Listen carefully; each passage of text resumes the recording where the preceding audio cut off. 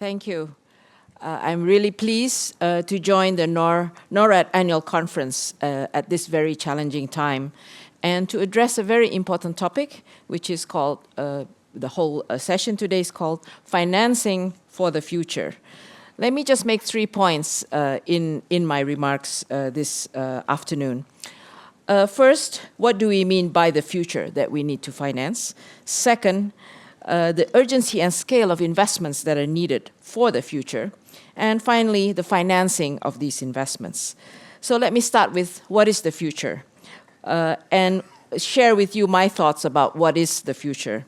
Let me start with the context that we are having this discussion. We all know that this is a critical time for both development and climate. We have the overlapping crisis of the COVID, the conflict and the war, food insecurity, global economic downturn, high inflation and tight financial conditions, compounding the debt stress that are facing many developing countries. And at the same time, we have the deepening climate crisis, and some would say we are beyond the tipping points. So these crises are really leading to a crisis of development, with poverty increasing for the first time since 1998, worsening inequality, reversals of human capital, and climate change really impacting on the poorest and the most vulnerable countries, as well as the poorest and most vulnerable in many, many countries.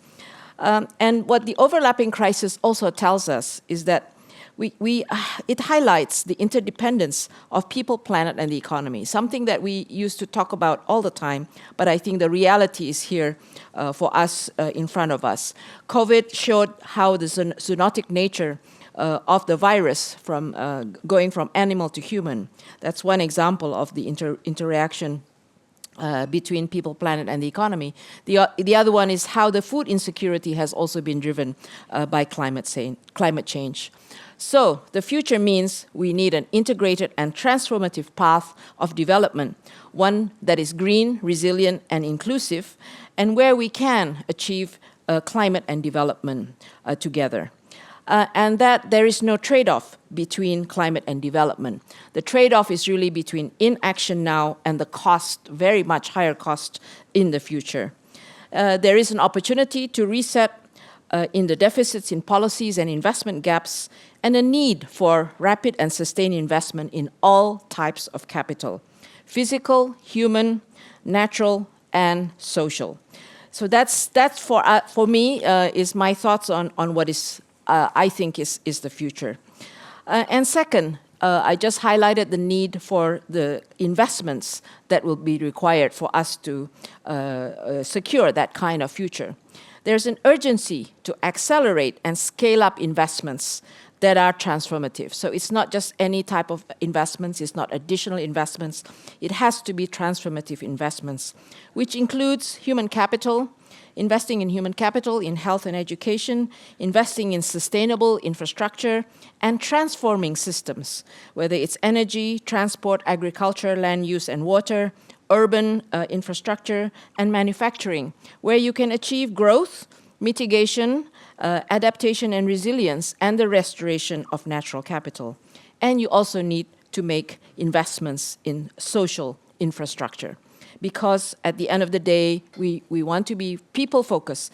Any transition needs to have people at the center. So this is kind of the future that we would like, and the need of investment. And when we discuss this with many of our internally, as well as with our client countries, with our developing countries, we kind of get nods, but then their eyes roll up a little bit and said, okay, that sounds fine and well. It sounds very normative. So how do we actually achieve this? How do we go from this broad perspective, which all sounds nice, to really the implementation?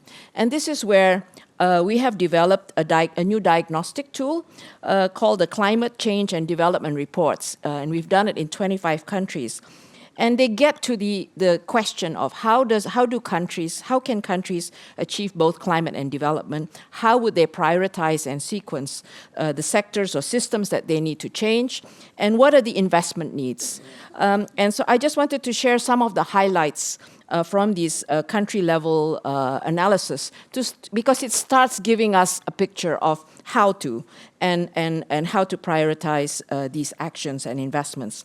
The first highlight or finding is that there is a trade-off for inaction of up to losses of 12% of GDP. Losses due to climate change, and the higher losses are being experienced by the low-income countries. And we have increased poverty, as well as a disproportionate impact on women and children. So this is the cost of inaction. And then when you have the scenario of, let's have a scenario that's more ambitious than the current NDCs, that climate objectives can still be met while you achieve development. It shows that these countries that in our studies, if they can reduce emissions by 70% and still have a positive impact on growth of up to 3.3% of GDP, as well as opportunities to gain from efficiencies, technology, and green value chain, the creation of jobs, although there are also jobs lost, and the priority sectors and systems that need to be changed in those countries, which will differ, whether you are talking about a middle-income country, whether you're talking about a low-income country, and which sectors and systems need to be prioritized to have the most impact on development and climate. And we also make an estimate of the investment needs.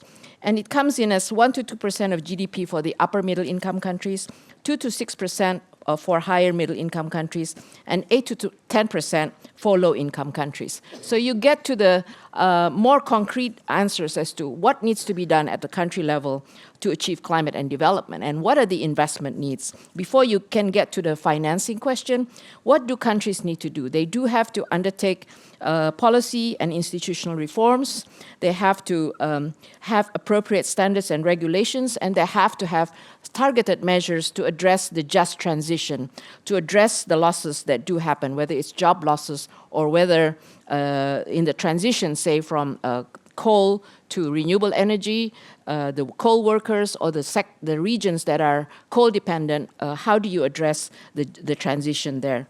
But most importantly, I think these climate change development reports, initially countries were, I would say, a little bit skeptical, but as we did more of these exercises, what we have found is that countries have found this helpful as a narrative, as a justification, whether it's creation of jobs, or in many cases we found that the private sector in those countries were also interested in having the country have a very clear low carbon development strategy, as well as clear guidance as to how they were going to decarbonize their economies, because of the importance of sustainable supply chains.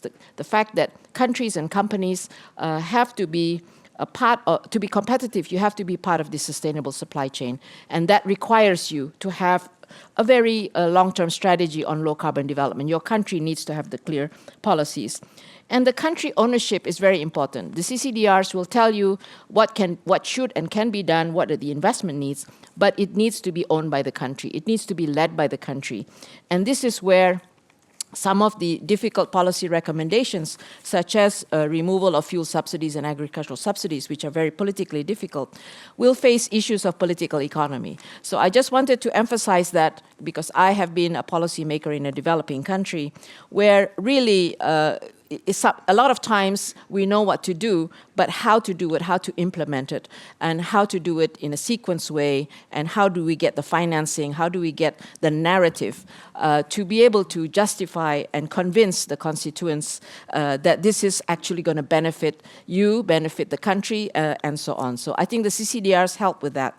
Finally, in the remaining time, the big question is the investment needs are huge.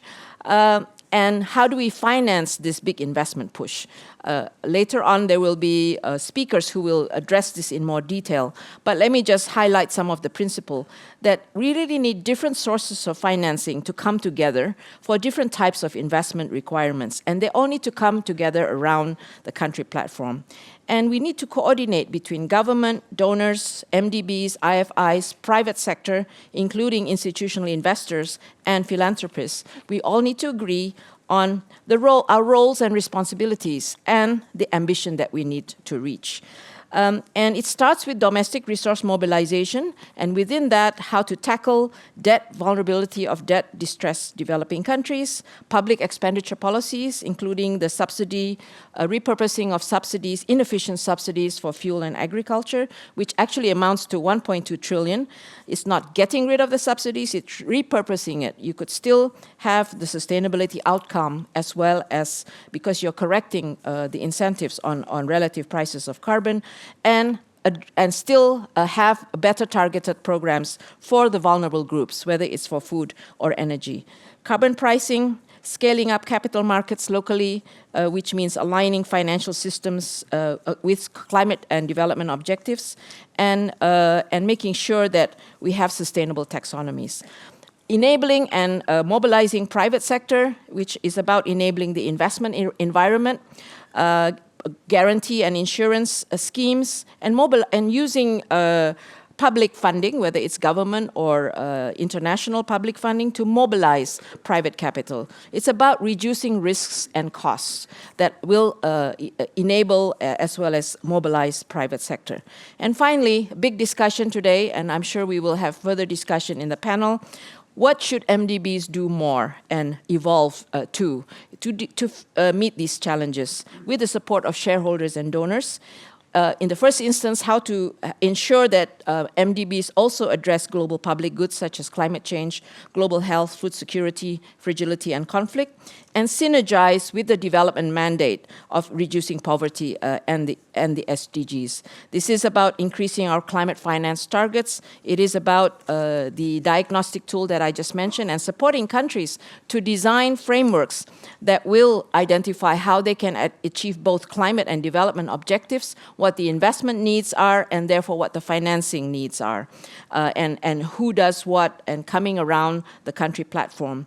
And at the end of the day, I do think we will need more concessional resources and blended finance resources to incentivize countries to invest in global public goods, as well as to mobilize private capital. And finally, all MDBs right now are also being asked to look at their own financial model and see how much more can they maximize their balance sheets to really provide more financing for these great investment needs. So let me close on that note that there will be more discussion on the evolution of the MDBs, and this is really something that we all hope that all of you can also be part of that dialogue. So thank you very much, and I hope we will have a good discussion following my introductory remarks. Thank you so much.